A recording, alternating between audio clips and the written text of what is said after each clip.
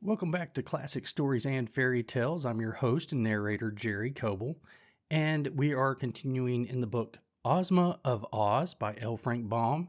And today we start with the chapter titled Tik-Tok, the Machine Man. After an hour or so, most of the band of wheelers rode back into the forest, leaving only 3 of their number to guard the hill. These curled themselves up like big dogs and pretended to go to sleep on the sands.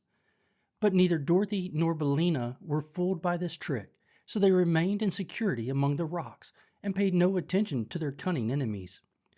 Finally, the hen, fluttering over the mound, exclaimed, "Why, here's a path!" So Dorothy at once clambered to where Billina sat, and there, sure enough, was a smooth path cut between the rocks. It seemed to wind around the mound from top to bottom, like a corkscrew, twisting here and there between the rough boulders, but always remaining level and easy to walk upon. Indeed, Dorothy wondered at first why the wheelers did not roll up this path. But when she followed it to the foot of the mound, she found that several big pieces of rock had been placed directly across the end of the way, thus preventing anyone outside from seeing it, and also preventing the wheelers from using it to climb up the mound.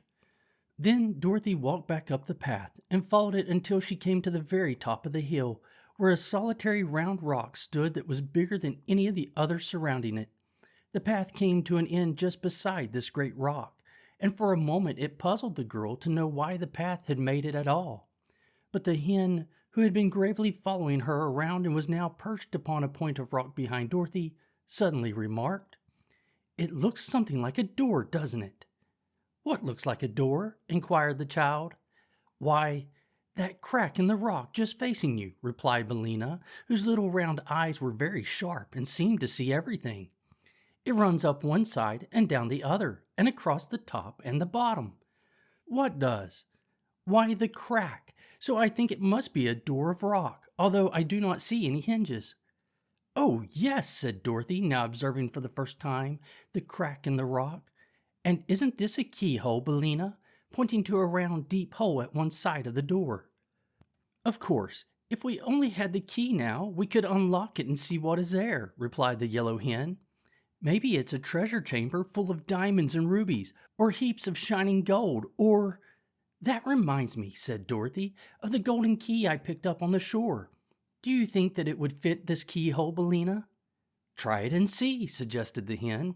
So Dorothy searched in the pocket of her dress and found the golden key. And when she had put it into the hole of the rock and turned it, a sudden sharp snap was heard. Then, with a solemn creak that made the shivers run down the child's back, the face of the rock fell outward, like a door on hinges, and revealed a small dark chamber just inside. "Good gracious!" cried Dorothy, shrinking back as far as the narrow path would let her. For, standing within the narrow chamber of rock, was the form of a man, or at least it seemed like a man in the dim light. He was only about as tall as Dorothy herself, and his body was round as a ball and made out of burnished copper. Also his head and limbs were copper, and these were jointed or hinged to his body in a peculiar way, with metal caps over the joints, like the armor worn by knights in days of old. He stood perfectly still, and where the light struck upon his form, it glittered as if made of pure gold. "Don't be frightened," called Billina from her perch. "It isn't alive." "I see it isn't," replied the girl, drawing a long breath. "It is only made out of copper, like the old kettle in the barnyard at home," continued the hen, turning her head first to one side and then to the other, so that both her little round eyes could examine the object. "Once," said Dorothy, "I knew a man made out of tin, who was a woodman named Nick Chopper, but he was as alive as we are, 'cause he was born a real man, and got his tin body a little at a time. First a leg, and then a finger, and then an ear, for the reason that he had so many accidents with his axe, and cut himself up in a very careless manner." "Oh," said the hen with a sniff, as if she did not believe the story. "But this copper man," continued Dorothy, looking at it with big eyes, "is not alive at all, and I wonder what it was made for, and why it was locked up in this queer place." "That is a mystery," remarked the hen, twisting her head to arrange her winged feathers with her bill. Dorothy stepped inside the little room to get a back view of the copper man, and in this way discovered a printed card that hung between his shoulders. it being suspended from a very small copper peg at the back of his neck. She unfastened this card and returned to the path, where the light was better, and set herself down upon a slab of rock to read the printing. "What does it say?" asked the hen curiously. Dorothy read the card aloud, spelling out the big words with some difficulty, and this is what she read. Smith & Tinker's. Patent double action, extra responsive, thought creating, perfect talking, mechanical man. Fitted with our special clockwork attachment. Thinks, speaks, acts, and does everything but live. Manufactured only at our works at Evna, land of Ev. All infringements will be promptly prosecuted according to law." "How queer," said the yellow hen. "Do you think that is all true, my dear?" "I don't know," answered Dorothy, who had more to read. "Listen to this, Billina. Directions for using. For thinking, wind the clockwork man under his left arm, marked number 1. For speaking, wind the clockwork man under his right arm, marked number 2. For walking in action, wind clockwork in the middle of his back, marked number 3. N.B. This mechanism is guaranteed to work perfectly for 1,000 years. "Well, I declare," gasped the yellow hen in amazement. "If the copper man can do half of these things, he is a very wonderful machine.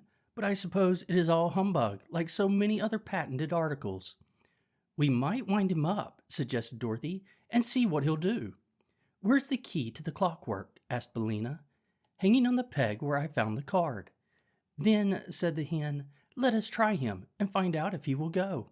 He is warranted for 1,000 years, it seems, but we do not know how long he has been standing inside this rock."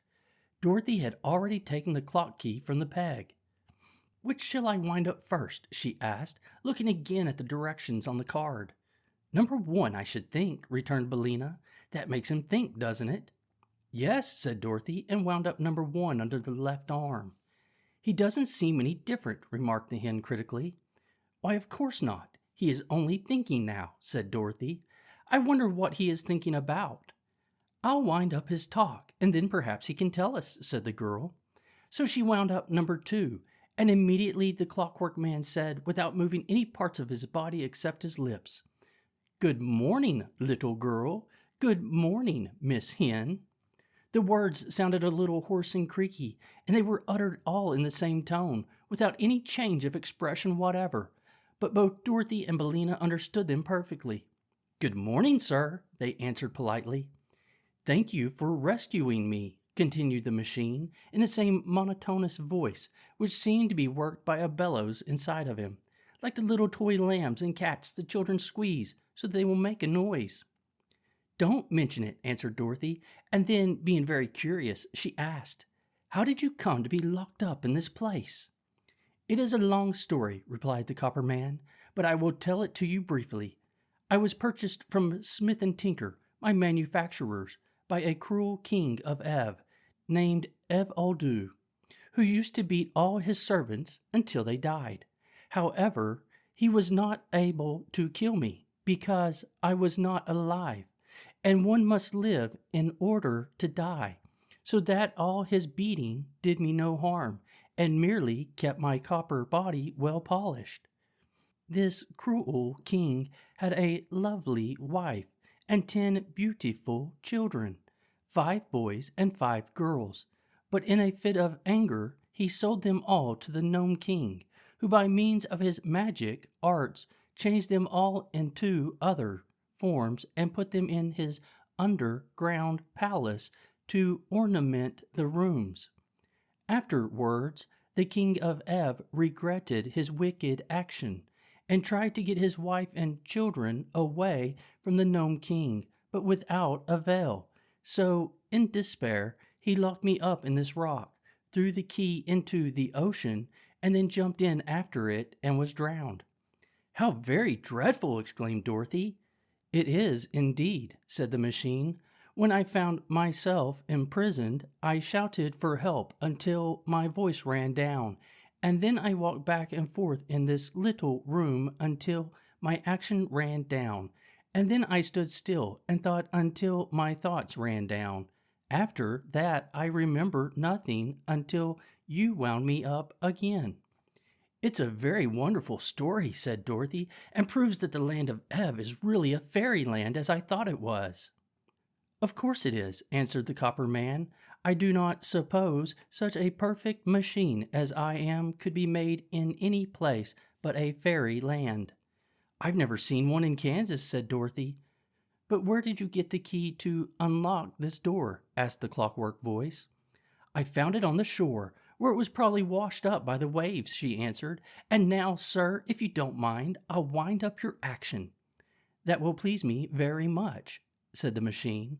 So she wound up number 3, and at once the copper man in a somewhat stiff and jerky fashion walked out of the rocky cavern, took off his copper hat and bowed politely, and then kneeled before Dorothy. Said he, From this time forth I am your obedient servant. Whatever you command, that I will do willingly, if you keep me wound up. What is your name? She asked. Tik-Tok, he replied. My former master gave me that name because my clockwork always ticks when it is wound up. I can hear it now, said the yellow hen. So can I, said Dorothy, and then she added with some anxiety, You don't strike, do you? No, answered Tik-Tok, and there is no alarm connected with my machinery. I can tell the time, though, by speaking, and as I never sleep, I can waken you at any hour you wish to get up in the morning. That's nice, said the little girl, only I never wish to get up in the morning. You can sleep until I lay my egg, said the yellow hen. Then when I cackle, Tik-Tok will know it's time to waken you. Do you lay your eggs very early? Asked Dorothy. About 8 o'clock, said Billina, and everybody ought to be up by that time, I'm sure. Dorothy opens the dinner pail. Now, Tik-Tok, said Dorothy, the first thing to be done is to find a way for us to escape from these rocks. The Wheelers are down below, you know, and threaten to kill us. There is no reason to be afraid of the Wheelers, said Tik-Tok, the words coming more slowly than before. Why not? She asked. Because they are grrr. He gave a sort of gurgle and stopped short, waving his hand frantically until suddenly he became motionless, with one arm in the air and the other held stiffly before him, with all the copper fingers of the hand spread out like a fan. Dear me, said Dorothy in a frightened tone. What can the matter be? He's run down, I suppose, said the hen calmly. You couldn't have wound him up very tight. I didn't know how much to wind him, replied the girl, but I'll try to do better next time. She ran around the copper man to take the key from the peg at the back of his neck, but it was not there. It's gone, cried Dorothy in dismay. What's gone? Asked Billina. The key. It probably fell off when he made that low bow to you, returned the hen. Look around and see if you cannot find it again. Dorothy looked, and the hen helped her, and by the girls discovered the clock key which had fallen into a crack of the rock. At once she wound up Tik-Tok's voice, taking care to give the key as many turns as it would go around. She found this quite a task, as you may imagine if you have ever tried to wind a clock. But the machine man's first words were to assure Dorothy that he would now run for at least 24 hours. You did not wind me much at first, he calmly said, and I told you that long story about King Evoldu, so it is no wonder that I ran down. She next rewound the action clockwork, and then Billina advised her to carry the key to Tik-Tok in her pocket, so it would not get lost again. And now, said Dorothy, when all this was accomplished, tell me what you were going to say about the Wheelers. Why, they are nothing to be frightened at, said the machine. They try to make folks believe that they are very terrible, but as a matter of fact, the Wheelers are harmless enough to anyone that dares to fight them. They might try to hurt a little girl like you, perhaps because they are very mischievous, but if I had a club, they would run away as soon as they saw me. Haven't you a club? Asked Dorothy. No, said Tik-Tok. And you won't find such a thing among these rocks either, declared the yellow hen. Then what shall we do? Asked the girl. Wind up my thinkworks tightly, and I will try to think of some other plan, said Tik-Tok. So Dorothy rewound his thought machinery, and while he was thinking, she decided to eat her dinner. Billina was already pecking away at the cracks in the rocks to find something to eat, so Dorothy sat down and opened her tin dinner pail. In the cover, she found a small tank that was full of very nice lemonade. It was covered by a cup, which